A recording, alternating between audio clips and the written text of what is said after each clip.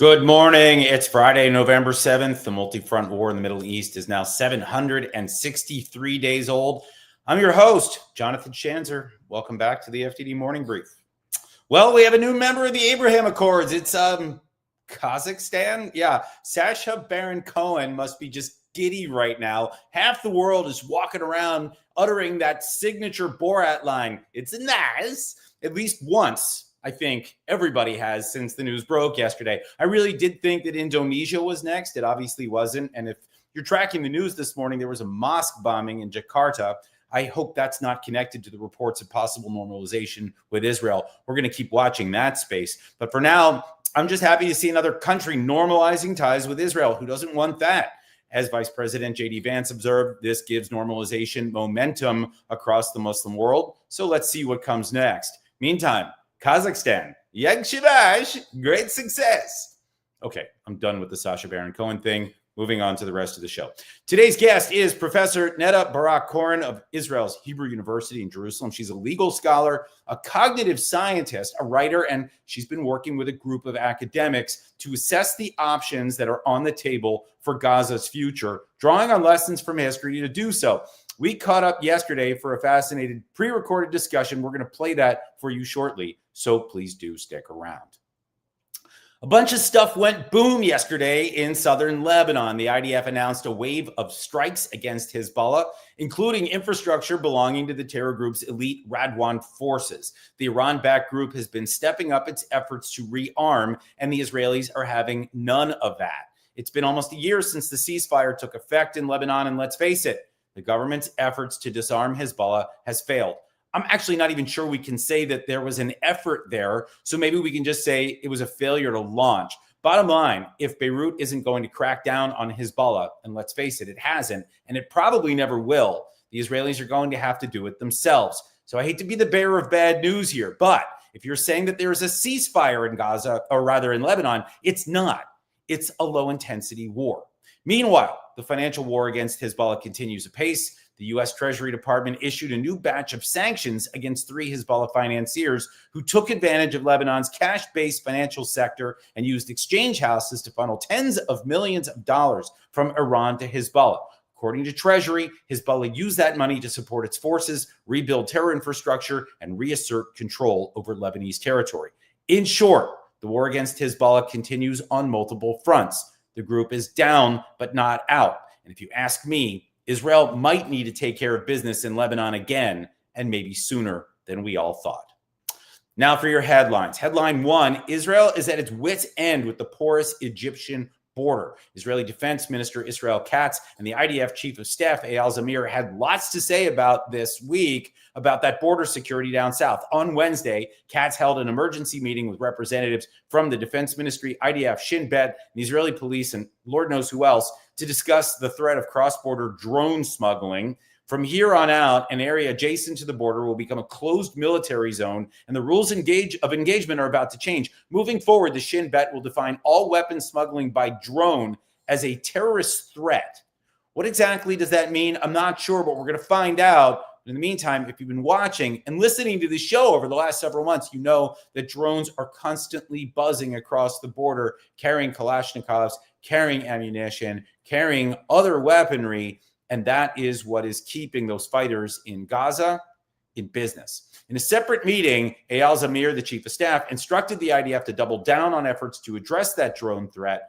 As the IDF chief explained, the smuggling of weapons and drugs across the border isn't just a criminal threat, it is a security one. And if you ask me, the problem stems from the criminal gangs and tribes that profit from this business in the Sinai.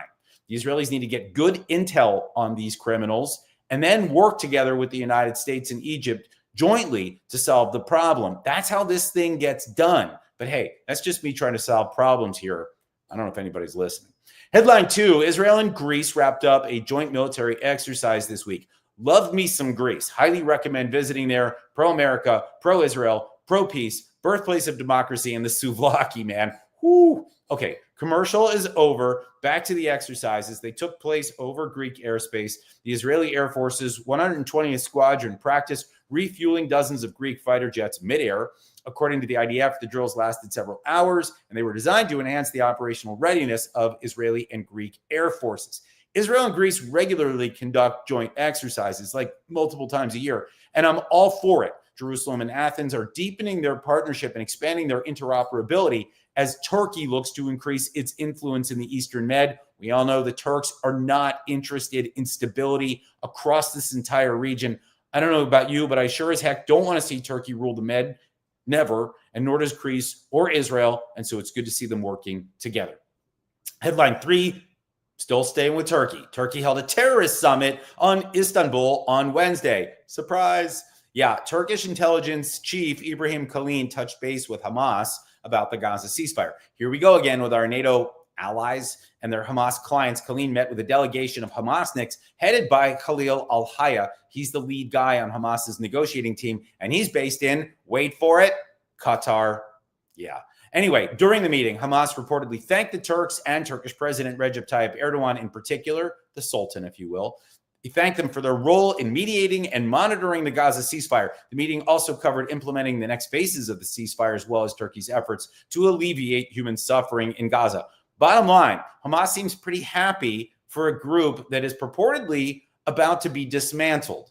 So yeah, something's not sitting right. And Turkey continues to give the group a platform. That's not sitting right either. I don't like how this looks. We're going to continue to watch it. All right. It's now time to press play on that pre-recorded interview from yesterday with Professor Netta Barak-Corren of Hebrew University. Yes, that's my alma mater, by the way. Got my master's there. Highly recommend it. Learned a lot. Still actually in touch with a lot of folks over there. They're brilliant. You'll hear it right now. Have a listen. Welcome to the FDD Morning Brief. Netta Barak-Corren. Hi, John. It's lovely to be here with you. Good to have you. So I want to dive in here. You've been doing a lot of thinking about Gaza, and you've not been doing it necessarily with your Hebrew U hat on. You have a group of academics and experts and military folks that have been thinking about this for a long time. So tell us about this group, this initiative that you're involved in. Great. Thank you. With pleasure. So it all started really just a few days after October 7th, when everybody, I think, were reeled and felt like they needed to do something.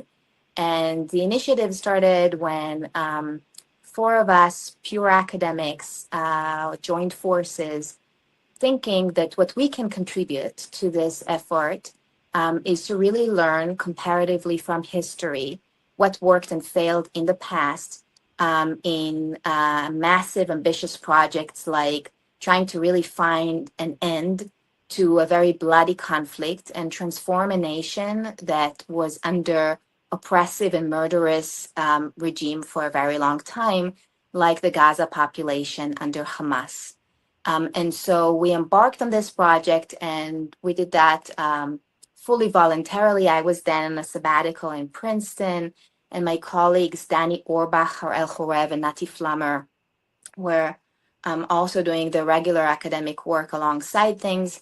And we came up with what was the sort of first day after plan for Gaza, based on historical successes and failures that were carefully chosen. Germany and Japan post-World War II, Iraq and Afghanistan post-2003 and 2011, the various permutations of the Israel-Palestinian conflict themselves, of course, as sort of case studies of changing variety. And we also looked at other cases like Bosnia and Yugoslavia in general, cases in Africa and Sri Lanka and other stuff. And then our circles, we sort of growed them considerably and added many more additional experts coming from economics and governance, international law, Middle Eastern studies, and Islamic theology, and lots of other disciplines and subdisciplines. And today we're a group of something like 25 people who keep doing analysis, research work, trying to be helpful in many ways, having discussions with decision makers, and doing various work on the day after. Well, I would say that it seems more important now than maybe even when you started, primarily because right now we're talking about literally the day after. being maybe even days away, right? I mean, depending on, we've got, as of this recording, there were 6 hostages left in Hamas's hands. And the Trump administration is still putting a lot of pressure on Hamas to leave the Gaza Strip, to disband. We're hearing that this is all feasible now for the first time, I think. So the questions that I have for you, and I hope we can kind of get through them quickly, but I want to there's a spectrum, if you will, of outcomes that we could be looking at here, right? There's what you want, the ideal, which is, I'm guessing, Japan or Germany, when we think about outcomes. The less ideal is probably Afghanistan, right? You've got, we tried to rebuild Afghanistan and it's now under Taliban control again. That was botched. That was billions of dollars and lives later that were lost. That, man, I wish we could get that back. So maybe just talk to us. We'll start with, what is the ideal outcome that you and your colleagues have talked about? What does that look like realistically in Gaza? Okay, so first, you're entirely right that this is now, this is the money time. Now is the time when things could actually go well, or for the better or worse. This is now the time. This is really when things are happening. When we were doing, and we did a thorough scenario based kind of analysis, we outlined 4 scenarios for the day after in Gaza, based not on their benevolence, but about their realism. And so, going from the best to the worst, the best case scenario for Gaza, that is, I believe, still realistic, is that a new Palestinian government will be established in Gaza, a technocratic government under substantial international supervision that will make sure that this sort of new system is really conducting itself without Hamas, without any direct or indirect control of Hamas. And if Hamas is truly out of the picture, and that's a big if, because Hamas needs to actually let go of governance and let go of arms for that to happen, and that still looks far from the case. But as you said, there is a lot of pressure, and there is a lot of things also happening behind the scenes on that. If that happens, then there is a true chance for Gaza to become something like Japan, because let us remember, and many people don't remember that actually the regime in Japan pre the end of World War II was actually very much murderous in terms of ideology, in terms of the culture of self-sacrifice, very similar to suicide bombers in some ways. And it might be the case most resemblant of the jihadi sort of ideology from the past that we have today, that actually ended with a success, unlike Iraq and Afghanistan that you mentioned. Yeah, it's funny. I'm reminded, by the way, there's a professor from Hebrew University that I studied under. He wrote an article about, he called it Islamikazi. His name was Rafi Israeli, and he talked about the similarities between suicide bombers from the Palestinian milieu and from World War II era Japan.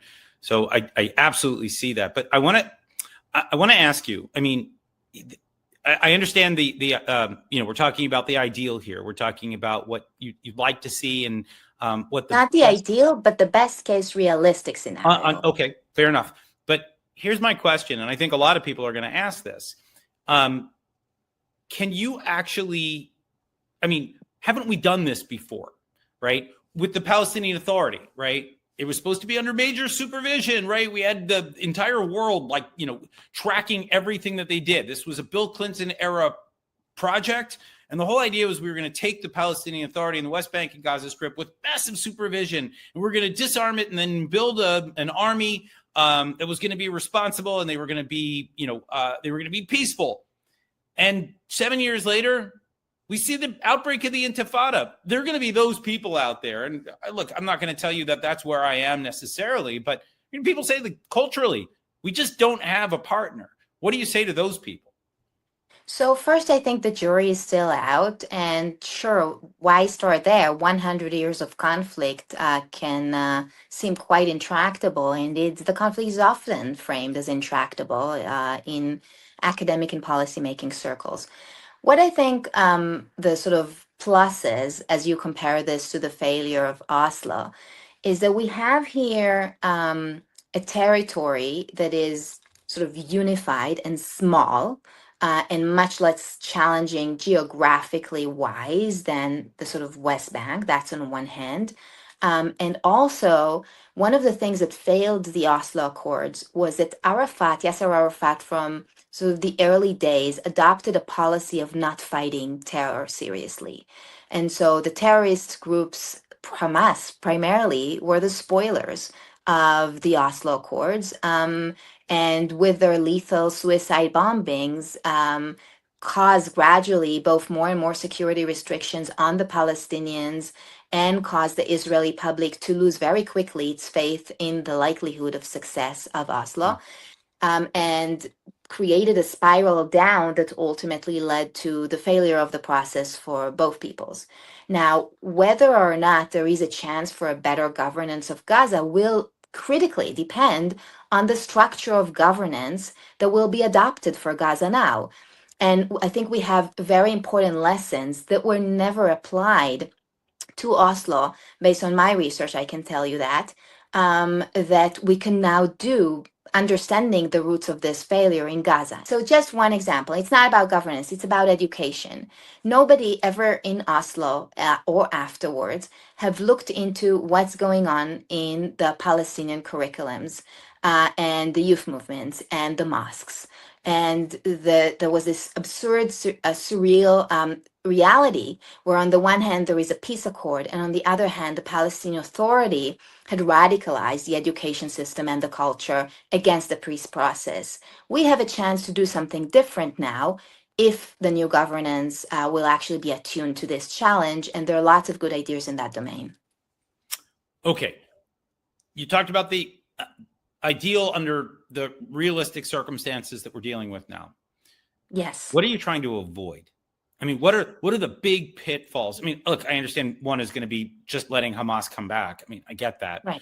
But, you know, there's some, I'm sure some other key indicators in your mind that would lead to failure. What would they be? So first, let me just say very briefly that the worst case scenario, and I think it's just as likely, and sometimes I think it's more likely, is that Hamas will just fully return to power in Gaza. And that Gaza will turn back to be the October 6th Gaza, which is a Gaza that's ruled by Hamas. And that's, in my view, still a likely scenario, and it will depend heavily on the US insistence on really disarming Hamas and on the pressure, international pressure and security pressure that would be put on Hamas and on the international community to support the Trump plan and to really free Gaza of Hamas. It's a very realistic scenario still. The jury is still out on this one. In the middle between these two scenarios, there are a few sort of interim scenarios that what's common to them is that they are somewhere on the spectrum of the Hezbollah model in Lebanon. And that is, you know, a sort of a facade of a Palestinian government, but underneath the system lurks a very dominant Hamas that uses the Palestinian facade of neutrality, of technocratic government, of international supervision to rearm, to renew its political base, etc., etc. That is a very realistic scenario, and I think, again, if of course it could morph easily into eventually a full control of Hamas in Gaza, but it's very likely. This is, I think, where many of the Arab countries are currently pushing. They don't have faith in the ability of the world and Hamas to disarm, and they're content, you know, with simply letting Hamas lurk underneath, do its thing, and deal with a problem later or ever. Yeah, and I think that kind of inertia is the thing that worries me the most. It's easier to do nothing, essentially. And I mean, I guess the other, maybe another question for you is, when you talk about international peacekeepers, which we're going to have on some level, right? People are talking about this GITA thing, this Gaza International Transitional Authority. Nobody actually, historically, nobody lifts a finger, right? You look at Lebanon, you look at the, you look at, any of the places where forces have been deployed. Even UNRWA, right? They're part of the problem, we learn, not part of the solution. What can we do here? So that's true. There were very singular cases of success, primarily if you're thinking of the NATO interference in Yugoslavia and the US-led NATO-backed campaign against ISIS. So these are two successful examples of international collaboration that actually included a use of force. What typically happens, though, is that those peacekeeping forces are not using force, and so they're just stationary. The local militias, warlords, terrorist groups just do their thing around them, sometimes even making them complicit when it comes to stealing humanitarian aid, getting their people on the sort of payroll of those humanitarian organizations, etc. And yes, I'm not going to lie to you. It's very likely. It all depends on the Security Council resolution that's been debated right now, on the success of the Trump administration in enlisting strong governments and not the wrong governments on the kind of agreement that will be consolidated with the IDF and with Israel. You have to find a good formula here that will actually allow you to exercise force, because Hamas or the Islamic Jihad are not going to let go of their arms voluntarily. And if you really want to have a chance to free Gaza of their grip, you have to do more than peacekeeping. You have to exercise force for that, unfortunately, but that's the reality. And I think the idea of the United States raising its hand to do that, you don't have that culture here, not right now in Washington.